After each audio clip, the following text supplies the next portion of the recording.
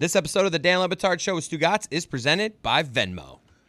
This is mortifying. He is the former running back for the University of Miami, played in the NFL, played in the CFL. He's the son of Walter Payton, an exceedingly kind and decent humanitarian. He's a sports reporter for Chicago's WGN9 News. He's the host of the Jarrett Payton Show, and he was on the wrong end of being looked at through my racist prism and stood behind some brochures while on the phone. And because he's a very sweet, sweet man, forgave me instantaneously. But Jarrett, thank you for being on the show.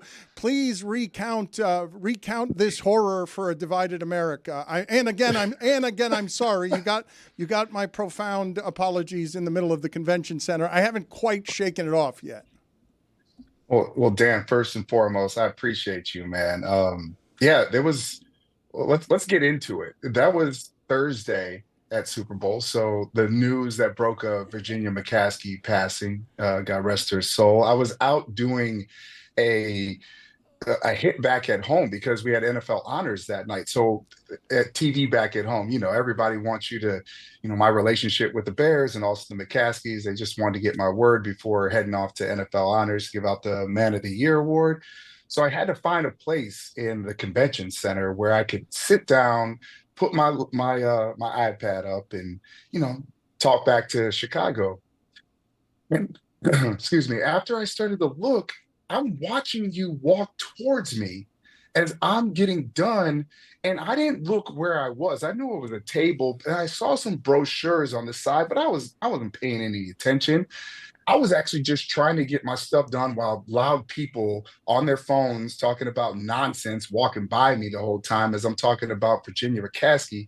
And the next thing you know, I'm watching you walk towards me and I'm going, took me back to Coral Gables, 305. I'm just like, holy cow, it's Dan Le Batard walking towards me.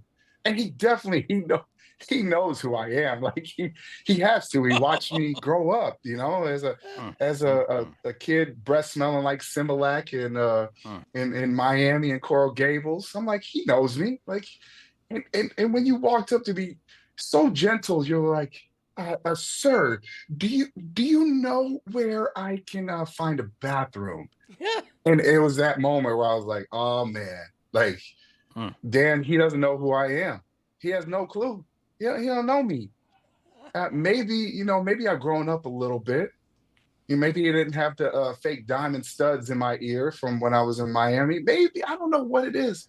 And I didn't know what to say to you, Dan, but I go, you know what, sir? Just to let you know, I don't work here. And you go, oh my gosh, I'm so sorry. I said, this is going to make it even more awkward. I'm Jarrett Payton. You're like, oh my gosh. And doing exactly what you're doing right now. It was like you saw a ghost when I told you this. Racist! Prejudging the races. Jarrett told the story in a much nicer way than I remember it, because from what I understand, like Dan's blonde white wife was looking for a restroom, and Dan walked over to the nearest African American, and I don't think he said sir. I mean, wait a minute, I said sir. I'm guessing. He did say so. Yeah.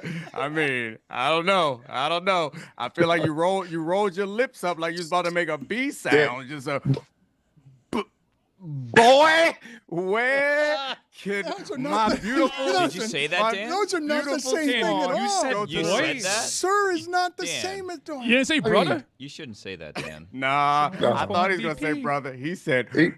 What makes it worse is Dan knows him. Like, he is blind to all people who are not white. He just saw a black man and thought, look at this employee. Did he help me find a restroom for my swan? Jarrett, did he give you a tip?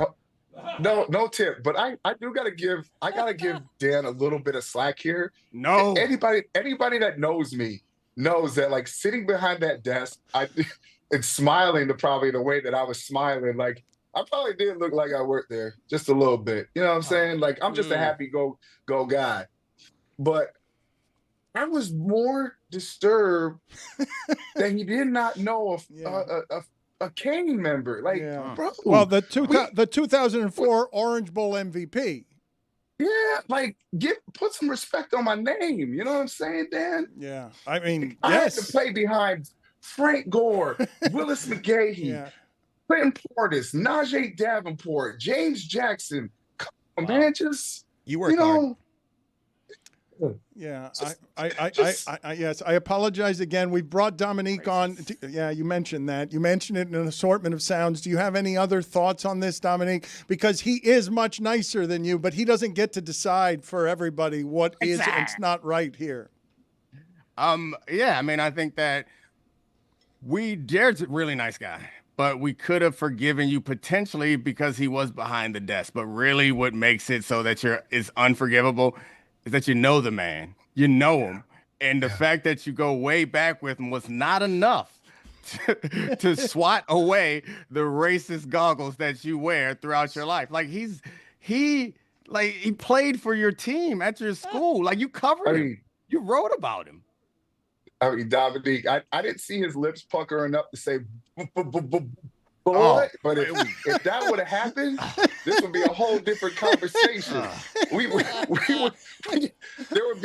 would be leaked video from the convention center. Jarrett Payton seen here beating up Dan Levitard. The two know each other from an interview previously in 2001. I mean, Dan would have been busted up doing the post-fight interview. Like, I don't know what pissed that boy off so much. I just wanted to know where the restroom was.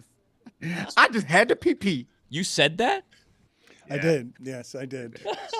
I apologize again.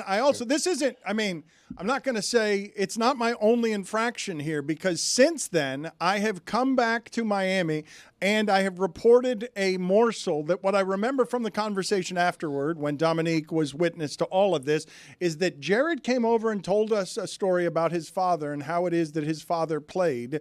And Domonique's face, he's a professional football player, was to be disgusted by what it is that must have done to Walter Payton's feet. I made the mistake of reporting that as Walter Payton wore no socks. Walter Payton wore no insoles. Insoles, yes. Like he ripped the insoles out of his shoes so he could have a better feel and a grip. And I can only imagine what his feet look like. Honestly, though, Dominique, I'm gonna be real with you. Mm-hmm. My dad took care of his feet. Like his feet weren't that busted up, but I don't know how he did it. I couldn't. There's no way that I could have done that. And we're talking about, all the different surfaces he played on, especially at that hard AstroTurf back at Soldier Field back in the day.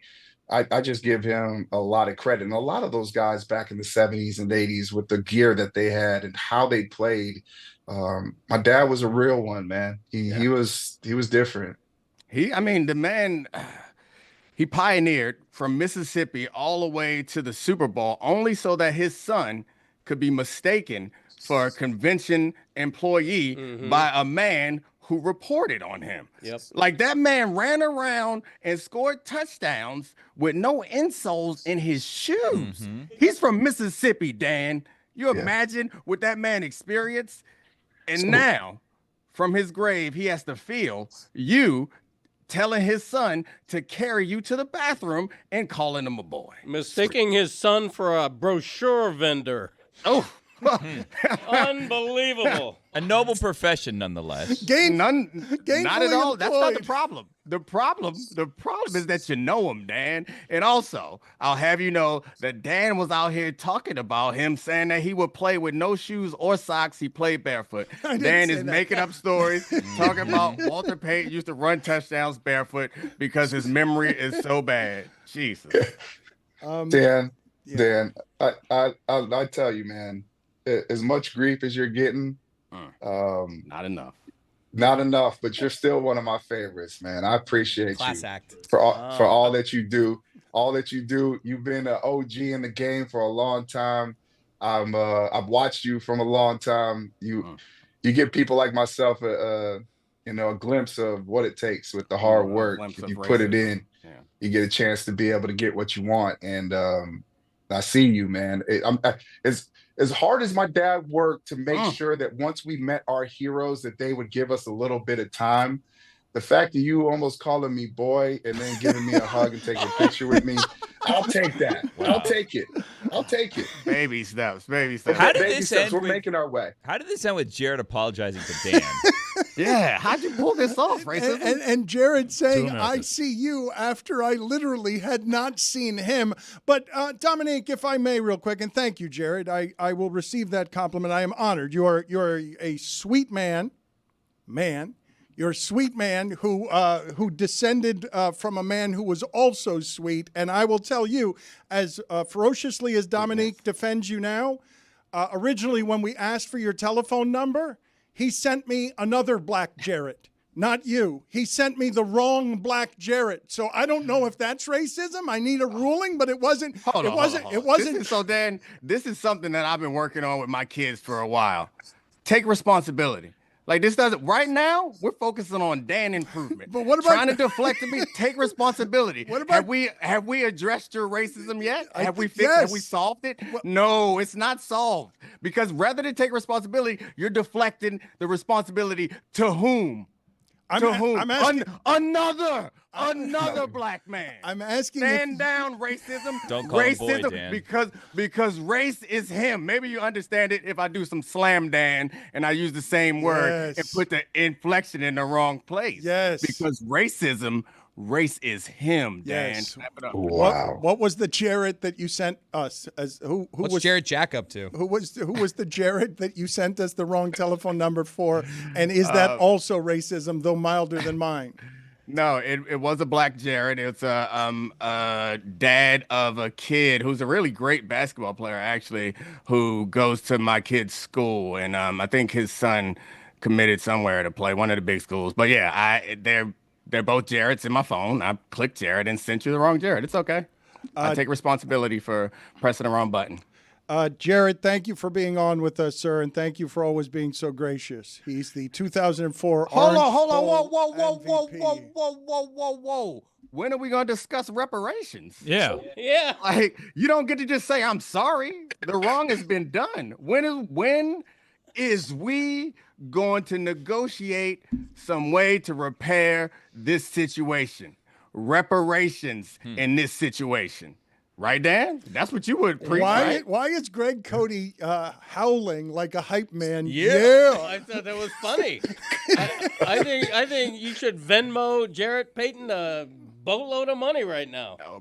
A whole boat. Damn right. Hold up. Cody, why it gotta be a boatload? why is it a Why it gotta be a boat? boatload? Why is I it gotta a be a boat? boatload. Why is it a boat? I don't know. Why wouldn't it be a boat? And my people, like, this is suggestion, like, I don't know. I don't really mess with boats. That's how this started. That's right. Jared, All this bullshit started on a boat. Jared, A white man talk about get on the boat. I ain't getting on no damn boat with you, Greg. You get on the boat. How about if I let you be the captain? What? Let him. Look, ho. You're allowing him no, to I be mean, the it's my boat. You're saying no. it's my boat. I'm going to let you drive it. It's always been your boat. If it's your boat, it's you always let me been your drive it. boat. That's the way kindness works. I can't afford my own boat now. Uh-oh. This boat happened to be mine.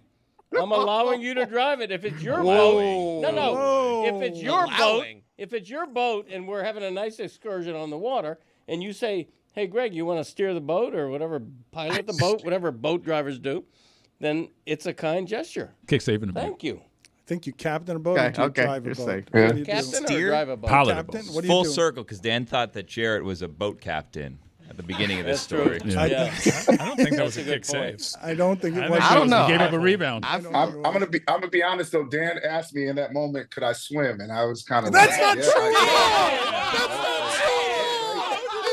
Don't do that. Come on. we would definitely be able to swim if y'all ain't put semen in the pools just because of integration. You're racist. Yeah. Oh, what do you mean? Yeah. Yeah. Yeah. What's in the I mean, I think no, it was like in the South when integration happened. Rather than allow black people to swim in the pools, white people decided to put semen in them, and Made it really hard for people to learn how to swim. cement. Race lesson. Cement. Also, Cement. Is what he said. That's Cement. why I always Bleach. go cement. Oh, That's why I always go cement. Never heard cement said that way. Yeah. You'll find cement on a whoa, boat. whoa, Chris. Chris. Yeah. Chris, you don't like the way I talk? Well, his dad let you drive his boat, Domonique. So Hold on, Chris. I'm sure that is a role that a black man would do just fine if it weren't for the Caucasian metastasis that has got you in that seat. It's an odd thing to do with Jarrett Payton on the line. No, it's a perfect thing to do. He needs to be here. He needs to see this. He needs Going to at know. Chris Cody for nepotism is kind of a weird bar. Hey, stop it. Jarrett, Stop it. quick question before you head out. Which would you rather win, the Walter Payton Man of the Year award or a Super Bowl MVP? Oh, I probably win the Man of the Year award. It's the most prestigious award. Is it all right if I don't believe you? Only reason why, because I never got in the game to. I mean, most people don't know this about me, that I only played football starting my junior year in high school. So I was an all-state soccer player. Tried out for the national team when I was in 7th grade, 8th grade. I was a better soccer player than I was football player. I just decided to jump over to football to try it out my junior and senior year in high school. So it wasn't winning a national championship to me on that team was special because of the guys that I was around, Ed Reed, Andre Johnson, all those guys. I could name all the running backs that I was with. So it really wasn't to win championships. I was always proving myself to be able to play. Because people didn't think you're not good enough to be here. You'll never make it to college. You never make it to the pro. So I just wanted to be there. And I didn't know how long it was going to last. And I've seen that the championships and being on those teams last, but also being around this award and watching the guys that I get a chance to, like Eric Armstead, who won this year, man, and Cam Hayward, how it elevates them on a whole nother level. Man, that right there, it just changes your life, especially for me, because giving back in service is what my dad taught me is the rent that we pay while we're on this earth. And you can win championships, but to be a good person and give back in your community and leave the legacy that you leave, that's what keeps you around forever. And that's why my dad's talked about the most. It's not the football, it's the impact that he had on people. And that's what I struggle with most. Not to be like him as a football player, but to be like him as a person, because he was flawed. He had his flaws. He wasn't perfect, but he lived his life right with his heart, and I think that's what's so special. So, I got his replica right here. So you know what I'm saying. I just keep this one around for handy. So it's pretty cool that he got one of those. I got a natty because he didn't get a natty. So I think we cover all bases if I got a chance to be able to win that Walter Payton Man of the Year I'm award. really, really uncomfortable doing this. Yo, chicken thigh. No, you're lying. You're lying. I'm gonna be honest, I don't really feel comfortable. You would take the Super Bowl MVP. I feel like I don't want to do this after it said, yo, chicken time. His dad was a good man. Super Bowl trophy's smaller than the Dance Dynamics Cup. He's not lying. He doesn't lie. He's not a liar. Greg Cody. No lies. Greg, you think I look like the guy from Captain Phillips when you said I could be the captain of your boat? Is that what we're saying now? That what we're doing? You think I'm a pirate? I'm a Somali pirate? Is that I you do calling not. me Muse? What movie's that? Man. Captain Phillips. He got you there, pal. What movie is that? You think he watches movies? Jarrett, thank you for You're right. being on with us. Domonique, thank you. Appreciate the time, gentlemen. I'm sorry for everything. It's all good. Just everything. I'll be looking for the reparations, though. I'll let you play. Can you send make 40 that. acres via Venmo? To get that mule.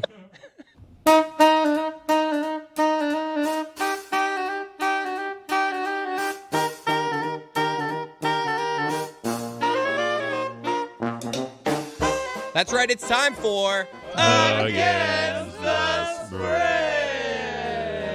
And it's brought to you by our friends at DraftKings. DraftKings, the crown is yours. Roy, kick us off. USA versus Canada for the Four Nations Championship. Looking at the injury front, Austin Matthews with an upper body injury, and the Kachuk boys both had lower body injuries. They're expected to play. Yes. Charlie McAvoy will not play. He has an infection from the injury he sustained versus Sweden. Cale McCarr is coming back for Canada. I think if USA neutralizes the speed of Connor McDavid and stops Canada's transition offense. I think it'll be a very close game. It might be 2-1 USA, so I'm going to have to go with Canada, who's a 1.5 goal underdog against the spread. Against the spread. Against the spread. But I mean, you guys are booing me. I'm saying the United States are going to win 2-1. It's a good bet, though. He's right. You're laying some juice, though. It's against the spread. You're laying some juice on that. He picked Canada? Well, it's a Against the spread. cover plus 1.5. I think it'll be a close game. Yeah, it'll be a close game. 1.5 goal underdog. Over to Mike. I'm going to the Europa League on Thursday. I like the way that Roma have played over their last few games under Claudio Ranieri, a legend of the game. He's won the Premier League with Leicester City, all right? And he's back at Roma, and he's doing a really good job. So I'm going to take the minus 1.5 against Porto in the Europa League. Go States. I would never do that. I can't believe Against the spread, man. I would never do that. But they're going to win. I literally picked Finland last week. Okay. I do remember that you did do that. I want to play some sound here for a couple of reasons. First off, I want you guys to give me the assessment. Dan Orlovsky signing off of NFL Live. Is he taking a long vacation because football's over, or is he going to take another job? Does this goodbye say to you goodbye temporarily, or goodbye he's leaving ESPN as someone who hasn't been critical of some quarterbacks, at least in part because he wants to work in the league again, as accused by Nick Wright? Nick Wright has accused him of this. He's also, Nick Wright, who is being quite the media ombudsman, I believe, has accused Stephen A. Smith of going after Bronny extra hard because LeBron won't talk to Stephen A. Smith, which, what's that? Like, that's not. Well, that'll change once we get President Stephen A. It will change. You're right. We're not going to call him President Smith, right? President A. Can you guys put up, please, the sound here of Orlovsky saying goodbye?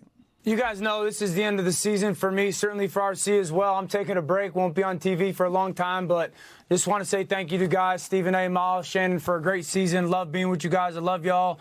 Never know what the future holds, but I'm taking a break. I'm sure RC is as well. So just want to say thank you. Appreciate you guys so much. Appreciate you. All right, we love you, Dan. Appreciate y'all. That sounds to me like a contract that ends at the Super Bowl, and he's just not sure yet. I think never knows what the future holds can be just an appreciation for being alive at the moment and saying I will see you in several months because, I'm going to be going away for a while and don't take any moment for granted. He said, I'll be off the air a long time. That's more than several months. A couple of years ago, I had the opportunity to talk to Dan when he was at a similar career crossroads, and he was very thoughtful about it. And so just leaning off of my life experience, I would believe what he's saying there, and he's taking his time to focus on what his next move is. Do you happen to know, or is that something? No, I haven't talked to him this go-around. The other sound I wanted to play for you, because this has been a startling reinvention. The fact that Rick Pitino now has, and I don't know if they've lost in the Big East recently, but he was asked why his record recently was 12-1 in the Big East, what he thought of that, and his response was, how the bleep did we lose the one? Because Rick Pitino is now back in the game, and they were losing this game at halftime, and this is from Vice Sports, and I think this is a part of something that Netflix is doing, if I'm not mistaken. Here is Rick Pitino going It's Vice Sports. Maximum vampire coach at halftime of a game he's losing recently. Dig in and be a basketball player. Dig in. Every time you miss a shot, your game deflates. We don't care about your missed shots. Play defense. You guys keep blowing opportunity upon opportunity upon opportunity. You're like children with bad things happening. Instead of digging in and be tougher, you wilt. Where is your toughness? Where have you guys been raised that you're so weak mentally that you just give up when something doesn't go right for you? Don't you know what adversity is all about? That's the game of life, not the game of basketball. You don't get down when things go wrong. You dig in and get tougher. Your whole life's going to be adversity. Learn how to deal with it. Wow. On the back of his jersey, like the college coach lording over the players. Does that actually say pray, P-R-E-Y? Yeah. I can't believe he's back toward the top of this sport. I can. He's always on top of it. Whenever he's active, he's on top. Rick Pitino wins. And it was kind of like a mixed reaction there. The coaches are supposed to impart life advice. I didn't find anything wrong. Where were you raised? I don't know. When life That's gives the Rick one. Pitino adversity that he may have caused for himself, he digs deep. He gets tough, and he rises back to the top. I thought it was good advice when he said be a basketball player. I think that's something all basketball players should be able to relate to. Yeah, that's true. Imagine if he said, like, be a hockey player. Really confusing out there. I mean, that's what we've been doing all show today. I is would have actually basketball understood it players more. be hockey players. If I may, there's one thing that Domonique said, like, I don't understand. Like, we all just kind of went with it. The NFL showed you that owners, management, players down the line, they can all get on the same message and understand what affects business. And we're affording basketball. We don't think basketball players can do the same thing. What are we doing there? We can't put the toothpaste back in the tube with basketball players as Coca-Cola and Jeff Bezos bend the knee. The basketball players are too rich and powerful. What is happening here? Of course they can. This takes strong leadership. Be a hockey player. What I will say on that front is that after George Floyd happened, the leagues reacted differently to the player power, and the leagues reacted differently in service of labor. Listen to its players more, stronger stars with bigger voices, and as soon as Mahomes said something to Goodell, that then changed. These are two vastly different cultures, these two sports. The tight end is going to get the respect beat out of him by men like Pitino on his way up the climb, and they may indeed take strong political stances, but when Kaepernick did it, Jerry Jones got him gone for forever. That's not how that kind of behavior was received in basketball by the leadership. So you are talking about two different cultures, and the one in football runs toward discipline more necessarily than the one in basketball because they fancy themselves the military in football. So they're doing a different thing culturally than basketball. You remember that in the bubble in basketball, there weren't any football uniforms that had education reform on them in football. It was end racism, and that was gone in 3 years, and end racism was only put there because Mahomes made it so. Guys, Roger Goodell dug himself out of it. Whatever the NBA is dealing with right now, keep in mind, Roger Goodell was dealing with people complaining about the style of play because it was bad at the time, Ray Rice and Colin Kaepernick. The NBA hasn't dealt with all those things at the exact same time to that magnitude, not once, and Roger Goodell turned things around. I will tell you one of the differences there. In football, some of the stars are white Americans at quarterback. In basketball, it's the foreigners who are the white stars in basketball, so they're not the lead voices and stars and faces for your team. One of them's a black league. Football's not looked at as a black league. Basketball is looked at as a black league. I understand, but look at the last few MVPs. We haven't had an American MVP in this sport. Like, Europe has taken over the game. I mean, I just don't understand why we're all throwing our hands up and saying, well, I guess I can't figure it out in the NBA. Guys, the numbers are the numbers. The arrow has been pointing down, not up. When the NFL decided to stop the Kaepernick thing, no more kneeling during the anthems, we're all going to get aligned in the name of business, their numbers increased. But the difference is non-guaranteed money, guys on rookie contracts in the NFL that don't get endorsement deals. Like, all of these guys are coming into the NBA with a different financial game plan, and one that allows them to be individualistic, which is what we're constantly talking about in this country is a good thing. We allow the labor to actually gain power and gain individuality and be able to kind of put their foot down on something. And yet what we want is to suppress the labor enough to where they have to bend the knee? No, I don't want to suppress the labor enough to where they have to bend the knee. I'm just saying that there's numbers proving that they are not headed in the right direction. And you guys are just saying, well, that's their toast. Like, it is what it is. This is always going to be the power dynamic. They tried. I mean, the presentation of this All-Star Weekend was terrible. The idea behind it has some legs. And the first-year execution of it did not go as well as Four Nations. And we talked about the geopolitical things behind that allowed Four Nations to take off in the way that it did, in a way that might have been different otherwise. But the NBA is working on it. It's just they haven't found a solution. But it's the stage at which they are in the league. This is the thing that Domonique was bringing up, which is when they were first starting with David Stern's heavy fist and really getting all of these guys lined in on one thing, it was because the league was growing and trying to get it to the place that it is now, something the NHL is trying to do. And like I was saying before, once the labor gets there, you're going to see the exact same quit on these events. I just don't think that we can skip past backlash slash blacklash, some of the things that are happening in here.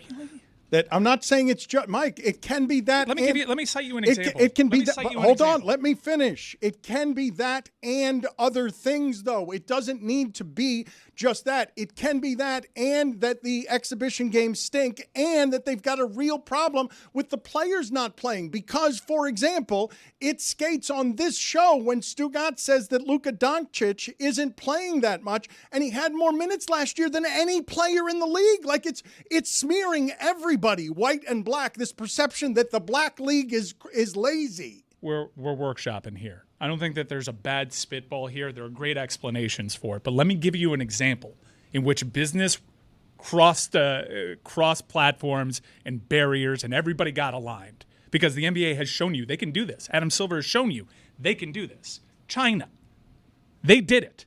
Because while the arrow's pointing down here, globally, the sport is still growing. They're looking at international expansion, as all these leagues are. They're not just limited. We're probably not going to grow anymore in the States. We can turn some of those numbers around, but our big growth for our sport is internationally. They got the message on China. They can get the message with your efforts not there. Yeah, but they're not Chinese. The labor's not Chinese. The money, what? They're selling sneakers there. Everybody got a board and decided, politics aren't good when it was China.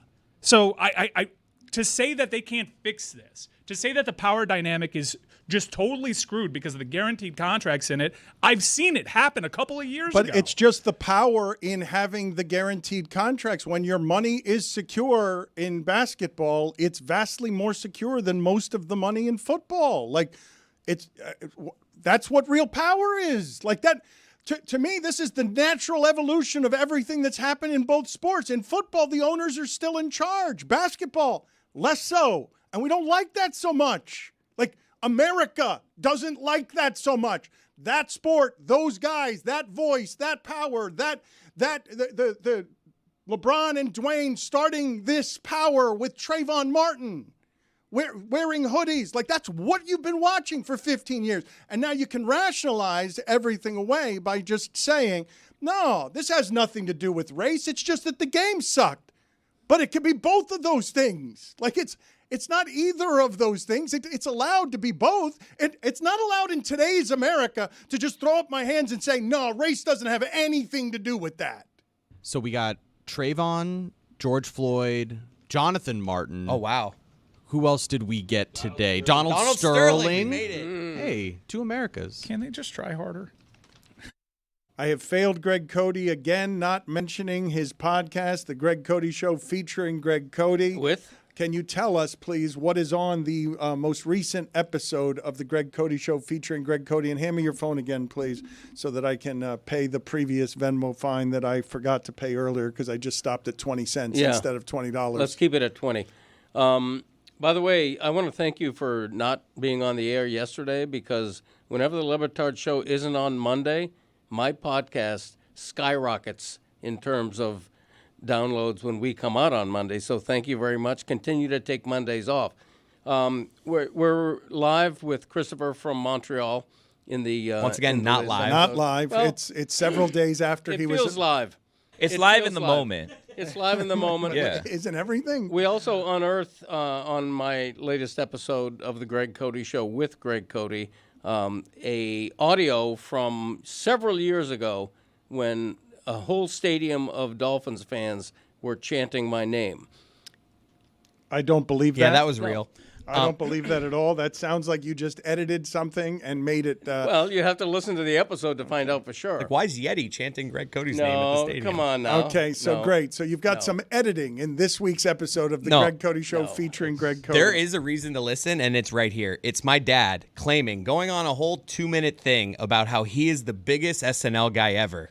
of I just, am. I've been a fan of years, just giving this whole thing. Couldn't name Michael Che, Colin Jost as the weekend update, and he had to really think on who Lorne Michaels was. No, I didn't. I asked him who, No. because as soon as he did it, he went on for 5 minutes, and I was just like, who are the weekend update hosts? Don't know. No, he's the who runs the whole show? He's like, it's I said Lorne Green instantly. He's Lorne the Green. Lorne Green. I mean, Lorne Green is the former actor. Yeah, You don't Lorne get me Green started. Shay and Jost are like the longest tenured update anchors. Yeah, I just mistook their names. Is I Lorne couldn't think of Green their names. Bonanza? Is that Yes. Bonanza? Correct. Second greatest Lorne ever. Okay. just faking it on SNL. Juju, we're going to get to Juju's polls in a second. We're also going to get to his time at the All-Star game. Did any of you watch the SNL? Have you been watching any of the SNL 50 years stuff? Surely they're doing it better than they've done it in a while, right? Oh, it's been awesome. I've loved every second of it. There's been really cool documentaries about all of these different it's parts of it. There's been documentaries on music and random seasons of the show, and then they had a concert on Friday night that was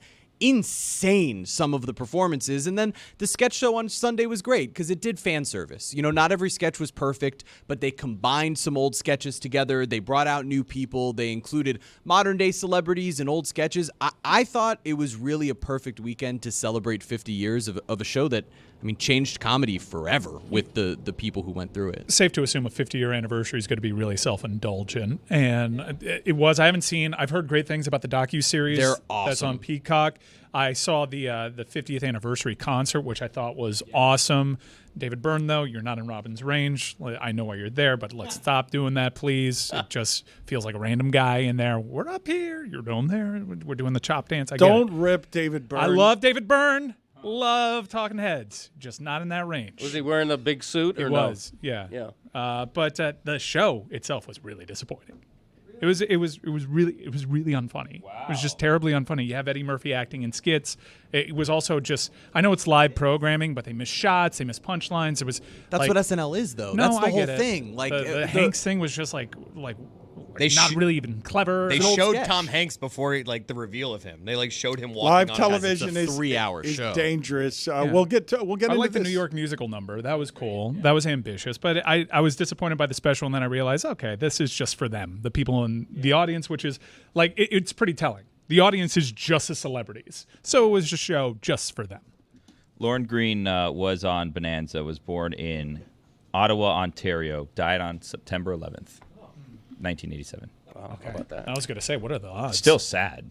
Juju, thank you for being with us here. You've come in from San Francisco. How were the All-Star festivities? Meadowlark really overran the place. I saw you in a couple of clips. Was that you asking Trae Young something? Yes, sir. I got to ask Trae Young stuff, Kyrie Irving, Jason Tatum. It's a lot of clips that, we're going to put out this week whenever we get to it. He did it. But, yeah, the festivities were a little bit way better than the game, you did, because, man, even during the game, it was a lot of empty seats. So, yeah, the build-up around the All-Star game was way better than the actual product that they put out. We sent 8 people to the game everyone's complaining about.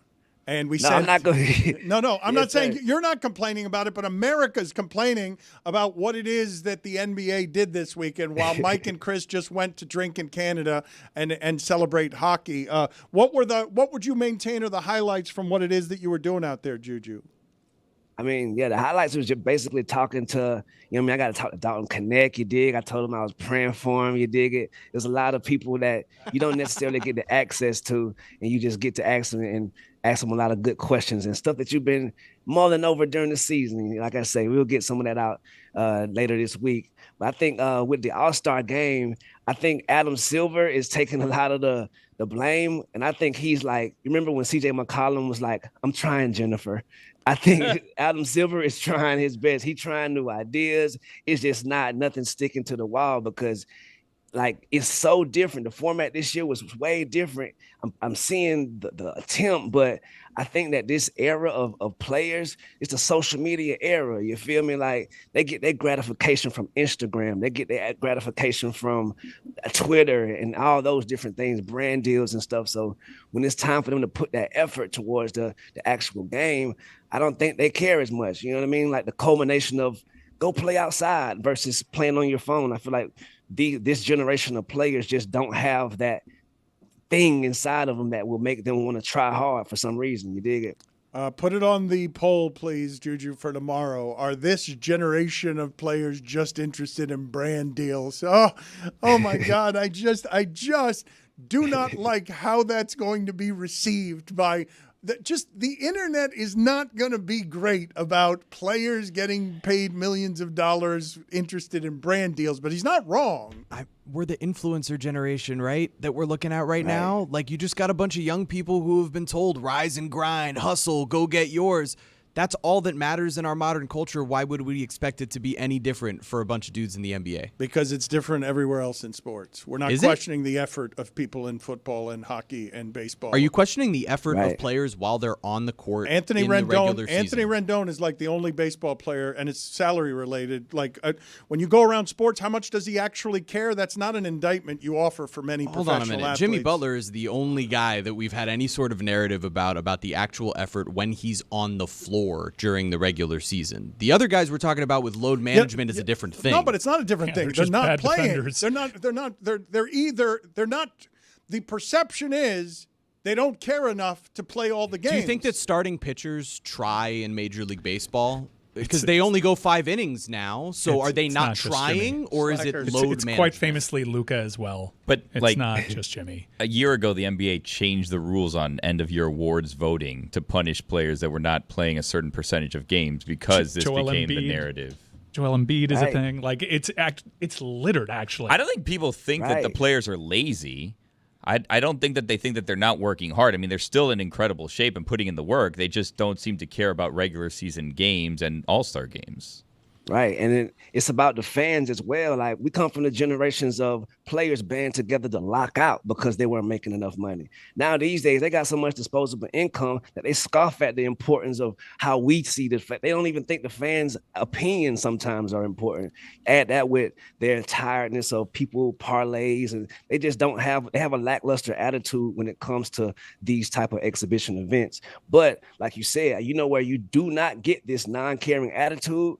The Unrivaled League. Holy moly. Salute to the 1 versus 1 tournament champion, Nafisa Collier. I feel like you put those brothers out there in that scenario, 1 versus 1, then you will see, oh, okay, yeah, your pride on the line for real. And I think the women have it figured out when it comes to that.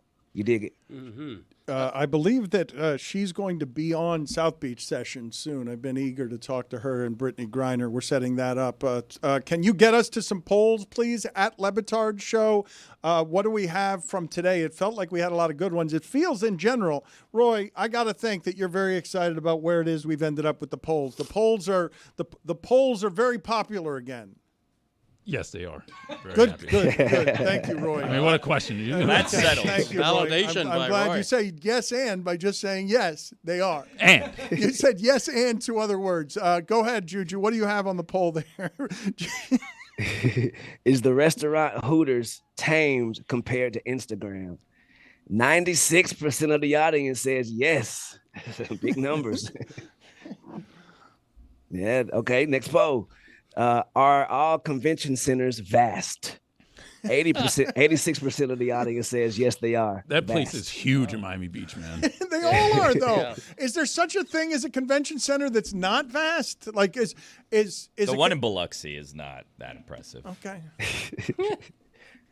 Orange juice, no Pope, little Pope, or maximum Pope? Big. 53% of the audience says no Pope. Wow. I get to win a poll. I never get to win polls. I'm always in the minority. What came in second place there? Like, what was last? Second place at 35%, little Pope. And at 12%, maximum Pope. You are all here little Pope? Everyone here is a little Pope person? I'm either some Pope or none. I'm a little bit of country and a little bit of rock and roll. Yeah. Sounds like a hip-hop star, Little Pulp. Okay. Hey, salute. The Biloxi Convention Center is the largest beachfront convention center in the Southeast. Beachfront. You were making it up, Billy. 400,000 square feet. You have no knowledge of Biloxi. You just went with a city that you thought might have a small convention It center. even has a coliseum that sits up to 12,000 people. Everybody knows that's different. That's a separate thing. So the small convention center in Biloxi houses a coliseum. A coliseum. A quote coliseum. I must have gone to a different one. Yeah. The last poll is from my perfectly oriented brother, Greg Cody. Do you approve the price hike of eggs? 82% of the audience says no, they do not. Anti-chicken. Terrible. Support the chickens. Juju, thank you, sir. We'll talk to you tomorrow. Yes, sir. Shout out to Mike's Chickens.